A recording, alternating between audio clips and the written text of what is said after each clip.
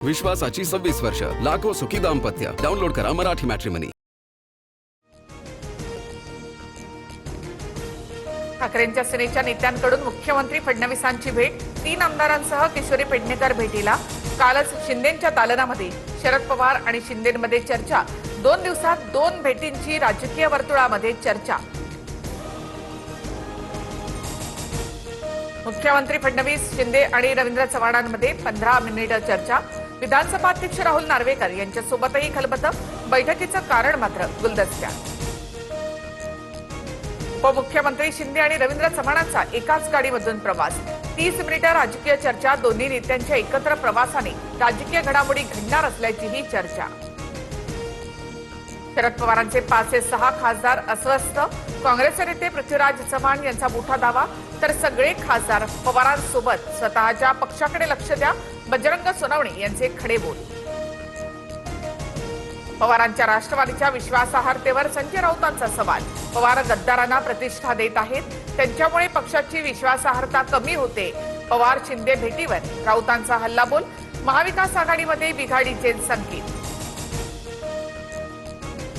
प्रत्येक गोष्ट राजकीय चष्म्यातून पाहू नका, शशिकांत शिंदेंचा राऊतांना सल्ला. तर दालन जवळ होतं म्हणून तिथेच बैठक घेतली. जितेंद्र आव्हाडांचं स्पष्टीकरण. येत्या काही दिवसात आपल्याला एनडीएची ताकद वाढताना दिसेल. शिंदे पवार बैठकीनंतर राज्यमंत्री योगेश कदमांचं सूचक वक्तव्य. मिसिंग लिंकवर बोलल्यावर महाराष्ट्राचा अपमान कसा, स्वतःच्या अंगाशी आल्यावर राजकारण म्हणता. राज ठाकरेंचा मुख्यमंत्री फडणवीसांवर हल्लाबोल. महाराष्ट्राच्या विधानसभेत मुख्यमंत्र्यांचं हिंदीमध्ये भाषण कशासाठी, टीका करणाऱ्यांना बघून घेईन म्हणता. मुख्यमंत्र्यांची ही कुठली भाषा, एकेरी भाषेत उल्लेख करत राज ठाकरेंची फडणवीसांवर टीका. एकनाथ खडसे भाजपत घर वापसी करणार असल्याच्या चर्चा. मुंबईमध्ये 2 दिवसांपूर्वी विनोद तावडे आणि खडसेंमध्ये चर्चा. 2 सप्टेंबरला खडसेंच्या वाढदिवशी प्रवेश होण्याची शक्यता. ठाण्यामध्ये झाड कोसळून जखमी झालेल्या व्यक्तीचा उपचाराच्या दरम्यान मृत्यू.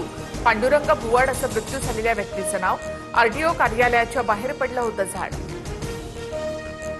नांदेडमध्ये वर्षभरापूर्वीच बांधलेल्या उड्डाणपुलाचा भाग कोसळला. सुदैवानं कोणतीही जीवितहानी नाही. विष्णुपुरीच्या एसडीजीएस कॉलेज समोरची घटना. नागरिकांमध्ये संताप. मराठवाडा हादरला. हिंगोली, परभणी, नांदेड, लातूरमध्ये 4.6 रिश्टर स्केल तीव्रतेचा भूकंप. गाढ झोपेत असताना सलग 4 भूकंपाचे धक्के. अचानक जमीन हादरल्यामुळे नागरिक भयभीत. विरार नालासोपाऱ्यामध्ये 70% परिस्थिती पूर्वपदावर. अनेक ठिकाणाहून पाण्याचा निचरा. दुर्गंधी आणि कचरा हटवण्यासाठी सफाई दूत रस्त्यावर. नालासोपारा, वसई लिंक रोड आणि आचोळा रस्त्यावर सर्वत्र खड्ड्याचं साम्राज्य. भंडारा जिल्ह्यामध्ये मुसळधार पावसाची हजेरी. घराबाहेर पडलेल्या नागरिकांची चांगलीच तारांबळ. पावसाच्या सरींमुळे बळीराजा मात्र सुखावला. गुजरातमध्ये पावसाचा हाहाकार. सुरतमध्ये पुरामुळे 9 जणांचा मृत्यू. पूरग्रस्त भागातून 3400हून अधिक नागरिकांचा रेस्क्यू. पलसाणामध्ये सर्वाधिक पावसाची नोंद.